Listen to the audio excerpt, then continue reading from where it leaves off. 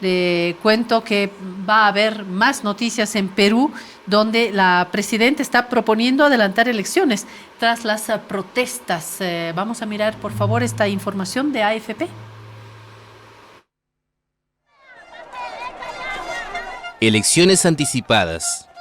Esa fue la propuesta anunciada el lunes por la presidenta de Perú, Dina Boluarte, tras manifestaciones de pobladores en varias ciudades del país que dejaron al menos 2 muertos.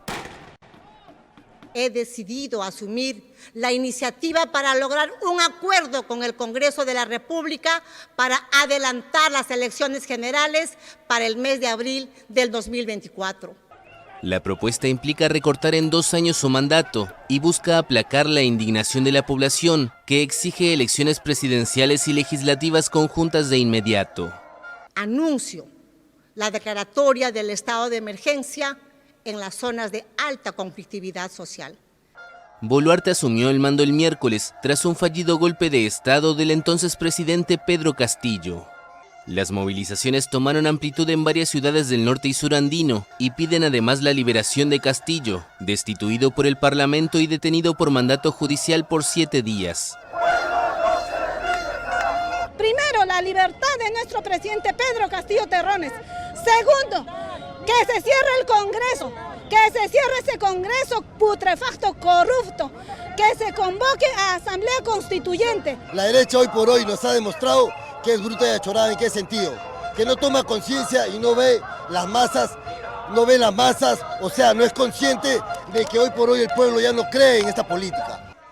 En la ciudad surandina de Andahuaylas, el Ministerio de Interior reportó 2 personas fallecidas y 5 heridos, entre ellos un policía, tras violentos enfrentamientos en el intento de los manifestantes de tomar por asalto el aeropuerto de la localidad. Qué complicado está este momento de enfrentamiento en Perú.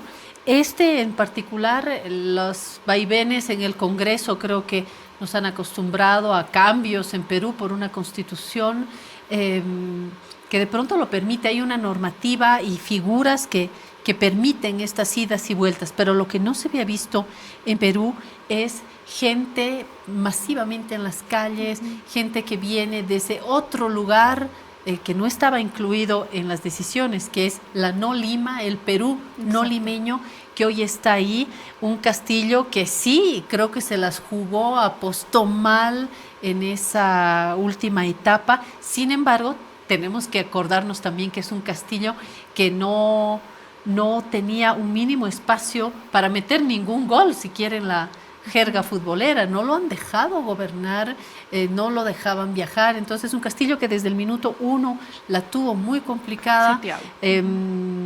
No sé, yo no puedo entender bien Perú, pero creo que este es un escenario nuevo respecto de lo que habíamos visto en anteriores momentos de poder en Perú. No sé qué impresión tienen ustedes. Valeria, ¿cómo miras Perú? ¿Cómo lo lees? Lo que ha sucedido en Perú son cosas que, en términos sencillos, están permitidas por la actual Constitución. El primer llamado de Castillo a cerrar el Congreso está permitido por la Constitución. Lo que ha hecho el Congreso de dejar vacante la presidencia está permitido por la Constitución.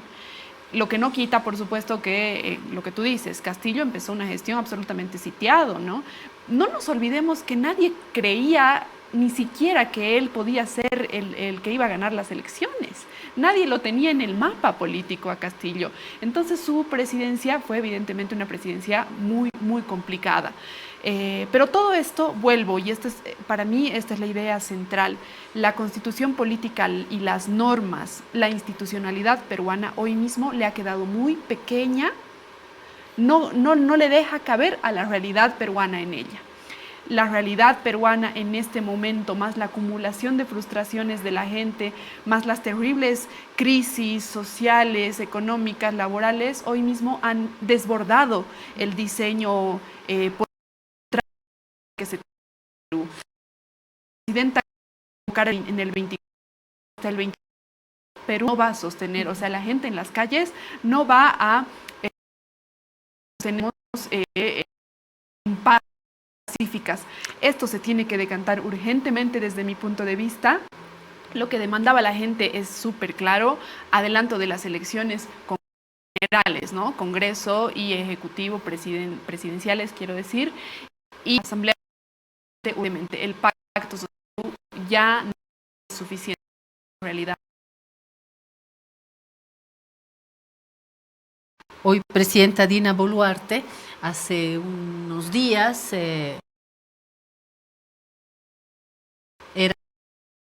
era de quedarse, y hoy a este nuevo escenario en Perú, bueno, pues no elección y quedarse más. Se llamó Yanine Áñez en Bolivia, sucedió lo que sucedió. Yo creo que los sabores del poder pueden hacernos desembocar en escenarios que no habíamos imaginado, y esperemos en escenarios que no deriven en violencia en Perú. Sin embargo, Valeria, y te dejo cerrar el programa, Armando, pareciera que un paralelismo en la política. Hay un Perú que vive como que turbulencias una después de otra,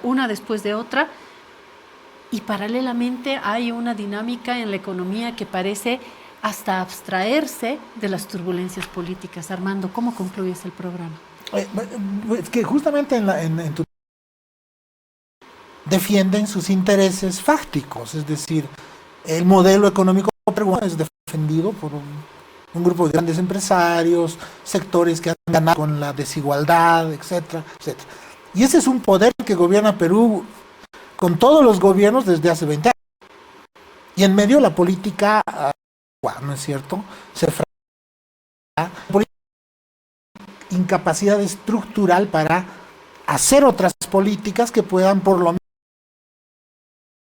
menos, y por lo tanto pasa esta cosa extraña del Perú de vivir en eterna crisis política, pero con una lógica económica que sigue funcionando, porque lo que al final funciona. Y ahí es donde yo creo, por eso marco las preocupaciones y la responsabilidad de los liderazgos políticos del país, es en que la ecuación del poder político nos lleva a dos escenarios: o a la aparición de autoridades con política de relevancia, se fragmenta, donde votar, tú votas por 5 o 6 candidatos. Castillo, recordemos, ¿qué poder político podía constituir si en la primera vuelta logró 21% de la votación? También no le exijamos al pobre hombre muchas cosas en la manera como por el sistema institucional político peruano logra llegar al poder con un apoyo muy reducido. Entonces, esa fragmentación, ese vacío, esa destrucción de la política como un elemento que pueda garantizar otras acciones y responder a las demandas de los ciudadanos, creo que es el otro riesgo que podemos tener en un escenario en que el sistema político se autodestruye. Gracias. Entonces, alerta, digamos, ¿no? Gracias a Armando Ortuño, gracias Valeria Silva por habernos ayudado a transitar. Hemos ido de la crisis del movimiento al socialismo, lo que se está discutiendo, posibles escenarios, a esta otra crisis, la peruana, en este lunes de